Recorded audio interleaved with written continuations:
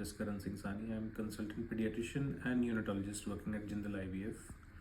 तो आज हम एक आपके लिए एक एजुकेशनल वीडियो लेकर आए हैं and will be talking about a very common and important topic for new parents, that is infantile colic. ठीक है, इसको नॉर्मल भाषा में हम गैस की प्रॉब्लम भी कहते हैं जो छोटे बच्चों में होती है.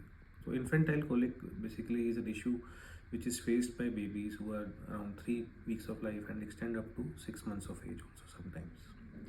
तो इन्फेंटाइल कोलिक बेसिकली एक इशू आता है जहाँ पे बच्चा इनकंसोलेबल क्राई करता है for very long period of time और जहाँ पे बच्चे को सूद करना मुश्किल होता है. इसको इवनिंग कोलिक्स भी कहा जाता है क्योंकि ज़्यादातर जो ये प्रॉब्लम है इवनिंग्स में देखी जाती है, शाम के समय में ज़्यादा एग्जैजरेट होती है. तो इसका डायग्नोसिस कैसे होता है, कैसे हम जान सकते हैं कि हमारे बच्चे को कॉलिक है? तो उसको बहुत ही सिंपल है. अगर आपका बच्चा without any particular reason feed लेने के बाद भी, गिरा ना होने पर भी, टेम्परेचर एप्रोप्रिएट होने के बाद भी एक्सेसिव क्राई करे, ठीक है.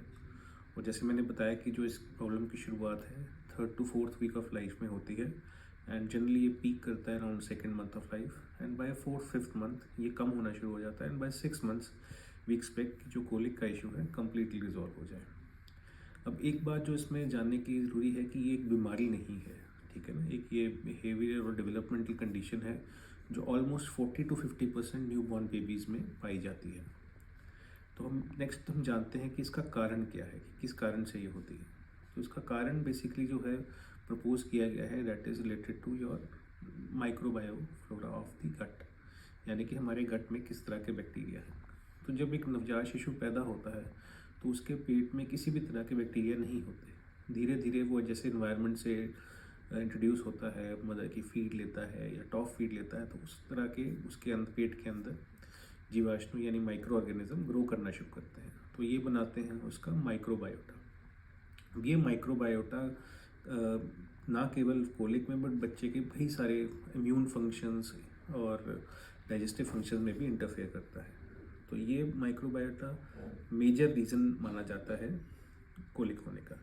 इसके अलावा जो गट होती है उसकी प्री मैच्योरिटी या उसकी सेंसिटिविटी एक रीज़न हो सकता है और एक मेजर कारण रहता है काउ मिल्क प्रोटीन से सेंसिटिविटी.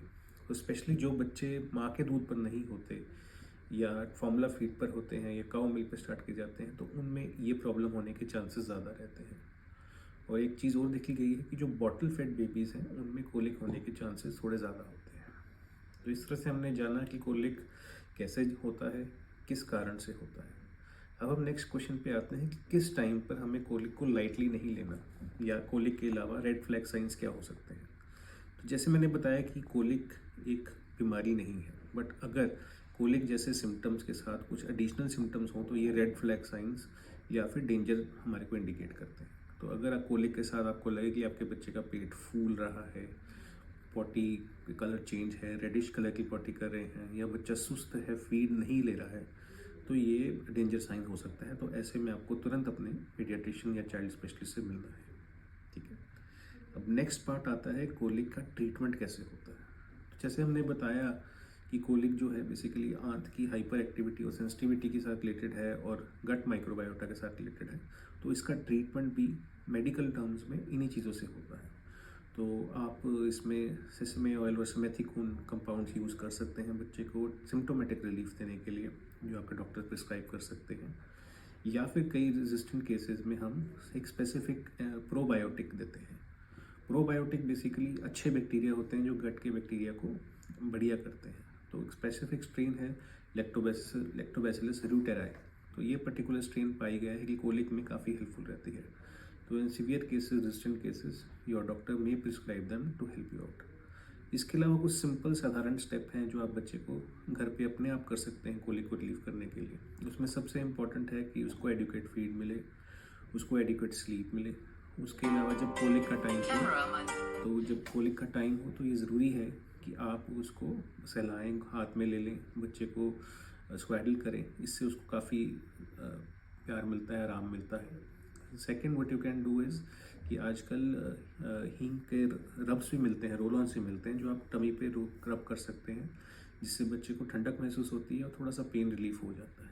तो these are the steps which you can do to relieve colic. इसके अलावा टमी टाइम का भी बहुत इंपॉर्टेंट रोल है, specially in babies who are around 2 months of age. तो 2 महीने के बच्चे को अगर आप टमी टाइम ज़्यादा देंगे तो उसके साथ भी इम्प्रूवमेंट आती है। Last but not the least is type of the milk. तो जैसे मैंने बताया कि माँ के दूध के साथ ये सब इश्यूज़ कम होते हैं, क्योंकि वो नेचुरल होता है, इजी टू डाइजेस्ट होता है, उसके टूवर्ड्स जो बॉडी की सेंसिटिविटी भी कम होती है। तो अगर मदर फीड देते रहेंगे और डायरेक्ट ब्रेस्ट फीडिंग देंगे तो उसके साथ भी कोलिक का इशू कम होता है। तो आई होप ये वीडियो आपको हेल्प करेगा जानने के लिए कि इन्फेंटाइल कोलिक क्या होता है, उसके कारण क्या होता है, उसको रिलीव कैसे करते हैं, उसके लिए क्या ट्रीटमेंट दे सकते हैं। अगर आपको उसके अलावा कोई प्रश्न है तो आप हमें को कॉन्टैक्ट कर सकते हैं। Thank you.